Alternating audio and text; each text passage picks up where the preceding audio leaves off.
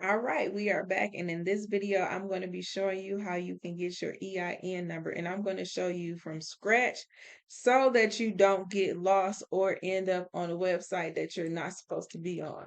So we're just going to search EIN number. And the first thing that's going to show up is an explanation of what your EIN number is. It's essentially a 9-digit number assigned by the IRS that is attached to your business. Another way to think of it is the social security number for your business. But I want to say this loud and proud. Do not exchange your social security number and your EIN number. I know there are some gurus, self-proclaimed gurus out there that will say that you can get business credit by using your EIN number as your social security number, and that's fraud. That's fraud, and it does not work. You're not going to get $50,000 in business credit. You're going to get a knock on your door and you're going to be in jail. If you're looking to get $50,000 in business credit the right way, we can talk about that later at the end of this course. But again, I want to show you this page so you can see where you go to get your EIN number. So you want to go to the one that says IRS.gov. Okay. Once you go there, you're going to apply online now.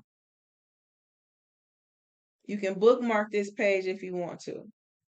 I'm telling you to go this route because in other times when people do an EIN search and they end up on another website, they complete all these steps and they get a bill. It says $99, it says $25, it says something that's not free. Your EIN number will always be free, whether you're doing it for yourself or if you're making it for somebody else.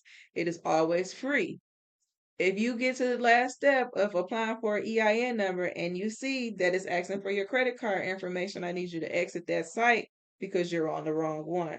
Always look for the one that looks secure that says IRS.gov WW4, okay? Not 3 W's, WW4. That's how you know you are on the right one. So the first thing we're going to do is begin our application. So in the video before, I already broke down the difference between corporate structures. So for the sake of this one, we're going to go with an LLC. I've already mentioned the tax benefits of an LLC, but once you start going for business funding or grants, some people are going to start requiring that you have your articles of incorporation. Your articles of incorporations are essentially your LLC. So the step for applying for your LLC, we're going to talk about that later as it varies state by state. But when you file for your EIN number, you always want to make sure you do it correctly. So even if you start off as a sole proprietor and you know that you want to grow your business, I recommend that you do it as an LLC. So you can also click on each of these and it's going to give you an example of what each one is. So I'm not sure if my software pulled up the pop-up page, but as you click on each one of these, it's going to give you a breakdown of what it is. So we're going to click on LLC. And then again, just in case you don't know, it's going to break it down again for you what it is. So again, you can't really use your back buttons on here. Oh, it's letting me. Thank goodness. Usually when you get too far in the app, it does not let you use your back button. So let's say we did go ahead and click that sole proprietorship. This is the pop-up that arises.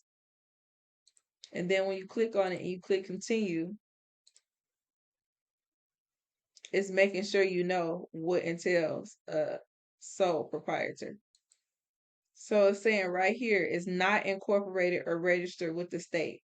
So we want to be registered with our state. We want to be in good standing. We're going to go ahead, click there and continue. Continue again. So how many members are in the LLC? So right now, I'm going to say it's just me, baby. We're going to do 1, and then you're going to pick the state that you are in. So let's go ahead and find Michigan for myself. It's just giving you another breakdown of confirming your selections, and it's also letting you know the implications on your taxes, as well as the forms that you will need to file with that. Some people file their own taxes. You click on that, it'll give you the form straight down low later. You don't need to do that. Your tax preparer will have that form for you. Plus, I always throw in my bookkeeping template that I give to everybody. So when it is time for you to file your taxes, you save even more money because you have your own receipts from that. So now I was going to ask you why you're requesting your EIN. Typically, people are selecting starting a new business or occasionally banking purposes. You're ready to get you a bank account, you're ready to get you some funding. So we're going to go with start a new business. So here's where you want to enter in all of your personal information. I'm actually going to pause my screen and come back after this because the IRS does validate the social security number in and you cannot make it up. So right here is asking, am I one of the owners or the managing members of this LLC? I always select yes, even if I'm operating on behalf of my clients. And I'm just doing that because even though I do have the paperwork for written permission to get this done for them, when you click I'm a third party applying for the EIN on behalf of this LLC, it's going to print out and send the EIN actual sheet to the address on file. So it's going to send it straight to your client. It will give you the number, but you won't have any proof of anything that you can do with it. When you say that I am the owner, once you get your EIN number, you're able to download a copy of your certificate and they also send something in the mail. Now, there is nothing wrong with saying I'm a third party applying for EIN. There is a documentation that goes along with that, and once you click on that option, it allows you to download that documentation that you can use later. So I'm going to pause my screen and come back. So this is what it's asking for when you say that you are a third party. This is the form that they're asking that you keep on file. So this is when you say, yes, I do agree that I'm in compliance with all of the above, or no, I do not.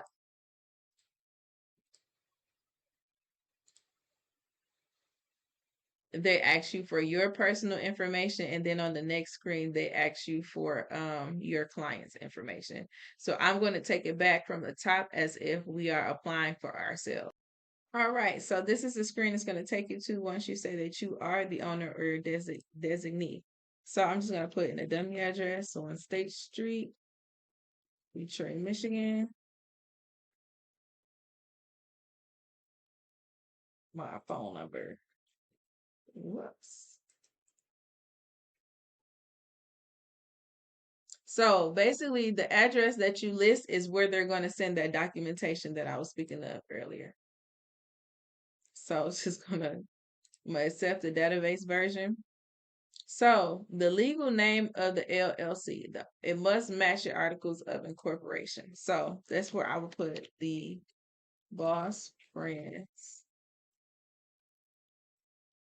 Group, and I'm just gonna put 313. So usually, if I have a name that is taken globally, I'll put in 313 or something similar just to add that distinguishing factor for my EIN. So we're going to leave the doing business as blank. So where will the articles of incorporation be filed?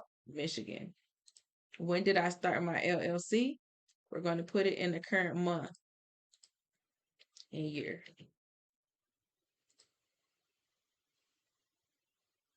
So I did that lookup and I didn't see the Boss Friends anywhere in the trademark. So anybody's looking for a business name. So now they're going to ask a few questions about your business.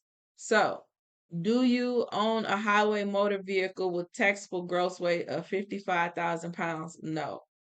Is it involving gambling? No. Do you have to file an excise tax return? No.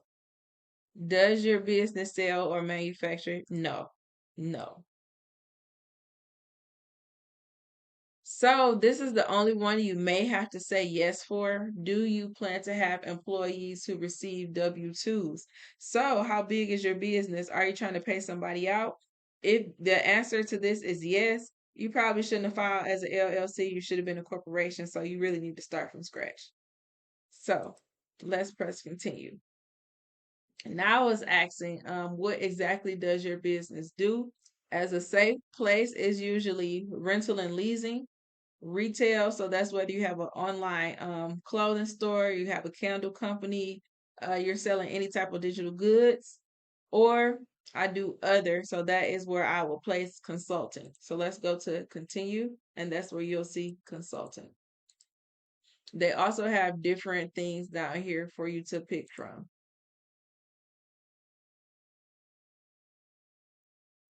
So now it's asking for the specific type of consulting I will do.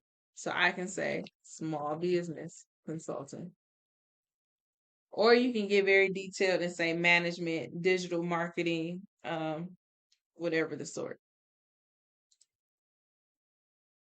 So now, like I said, since I selected that I was an owner, it's asking me, do I want to receive my letter now online?